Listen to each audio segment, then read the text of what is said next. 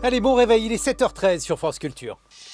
Les matins de France Culture, Guillaume Erner. Alors que Téhéran s'affranchit de l'accord sur le nucléaire, quelques roquettes sont tombées dimanche dans les environs de l'ambassade des États-Unis à Bagdad, en Irak. Bonjour Bruno Tertrais. Bonjour. Vous êtes directeur adjoint de la Fondation pour la recherche stratégique. Que peut-on prévoir aujourd'hui au sujet de cette escalade ?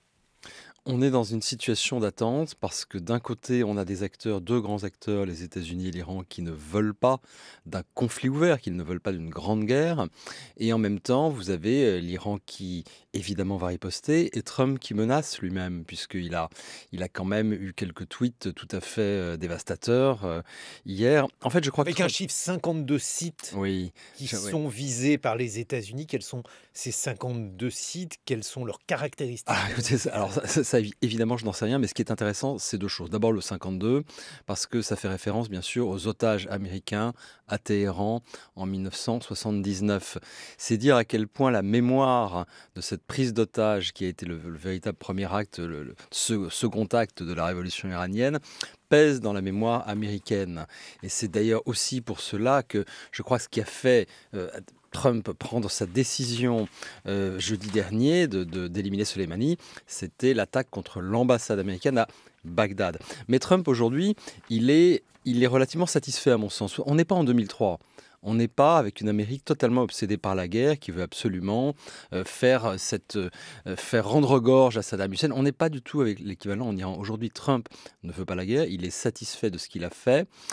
Il n'a pas du tout envie de se lancer dans une escalade militaire plus importante alors que débute la campagne électorale. Ceux qui disent qu'il veut chercher à éloigner, détourner l'attention de la procédure d'impeachment, à mon avis, ont tort. Ce n'est pas le sujet. Là, ce qu'il peut dire aujourd'hui dans la campagne, c'est: j'ai éliminé deux des grands ennemis des États-Unis, Abu Bakr al-Baghdadi pour l'État islamique et Qassem Soleimani pour l'Iran. Donc, de son point de vue, l'un est déjà remplacé, l'autre le sera prochainement, oui, Bruno Tertrais. Oui, mais ce ne sont pas des figures ce sont pas des figures symboliques. C'est le symbole compte. Dans un clip de campagne électorale, ce que vous voulez montrer, ce sont des symboles. Il peut dire aujourd'hui: j'ai fait mieux qu'Obama, j'en ai éliminé deux et ils étaient actifs. Donc ça peut s'arrêter là pour Trump. Mais le problème, c'est que bien sûr, l'escalade de la guerre, elle se produit pas simplement sur les décisions d'un seul acteur. Il y a bien sûr les Iraniens qui vont évidemment riposter. Et oui, parce que ça ne peut pas s'arrêter pour les Iraniens. Mais Bruno non, ça Tertrais. ne peut pas s'arrêter. Toute la question est de savoir si les Iraniens ripostent symboliquement, parce que eux aussi, ils ne veulent pas d'une grande guerre avec les États-Unis qu'ils perdraient, et ils le savent, ou s'ils se sentent obligés de riposter plus fort, et s'il y a des Américains qui meurent. Et ça, c'est là, pour le coup, c'est de nouveau une ligne rouge franchie, et la dynamique de l'escalade commence. Un dernier mot sur ces 52 sites. Alors, évidemment, moi, je ne sais pas ce que sont ces sites, mais Trump a été extraordinairement brutal en parlant de sites qui ont une importance culturelle. Alors, s'il y a bien une chose qu'on ne fait pas dans le droit des conflits armés, c'est bien sûr pas les civils, mais aussi pas non plus les sites culturels. Et ça, c'est extrêmement problématique. Est-ce qu'on a quand même une idée sur cette signification site culturel? C'est étrange. Non, qu'est-ce que ça dit? Moi, je n'en ai aucune idée. Je ne sais pas ce qu'il veut dire. Ce qui m'intéresse, c'est la manière dont ça peut être compris à l'extérieur. Ça veut dire que Trump n'a pas de limite. C'est ça qui compte, vous voyez.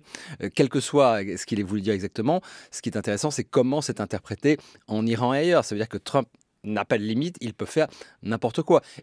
Donc la question c'est, est-ce que ça va faire peur aux Iraniens, ou au contraire, ça va décidément les encourager dans l'idée que de toute façon, Trump veut leur peau? C'est ça la question. Et c'est pour ça que la dynamique de l'escalade, elle est là et elle est dangereuse. Et alors de l'autre côté, donc du côté iranien, cette fin de l'accord sur le nucléaire, qu'est-ce que ça veut dire concrètement, Bruno Tertrais? Est-ce qu'on est face à une menace nucléaire?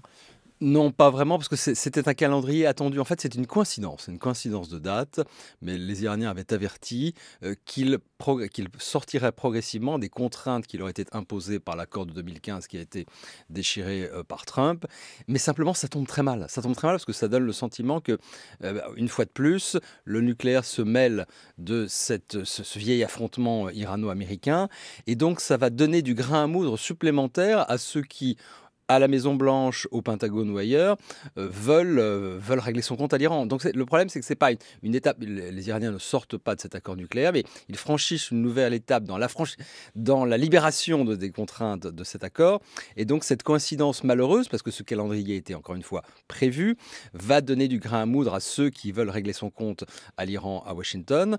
Et du coup, la dynamique d'escalade s'en trouve encore renforcée. Et donc là aussi, on n'imagine pas que l'Amérique puisse rester inerte, pas seulement par rapport aux menaces sur ces 52 sites que l'on a évoqués, mais aussi par rapport à ce risque nucléaire ou cette décision donc, de s'affranchir de l'accord sur le nucléaire. Mais ils ne peuvent pas faire grand-chose, ils ont déjà rétabli toutes les sanctions américaines, donc les Américains ne peuvent pas faire grand-chose de plus sur le nucléaire. Simplement, moi j'essaie d'imaginer froidement ce qui peut se passer dans les discussions entre Trump et ses généraux et les planificateurs du Pentagone. La question qui est posée aujourd'hui, c'est si jamais nous devons aller plus loin et véritablement frapper en Iran et non plus en Irak, alors est-ce qu'on va s'attaquer aux gardiens de la révolution ou aussi aux sites nucléaires? Voilà le type de questions qui sont discutées aujourd'hui. Était-ce opportun de jouer aujourd'hui le bout de feu? Je parle de Donald Trump. Alors Donald Trump a tenté un coup extrêmement symbolique, extrêmement fort,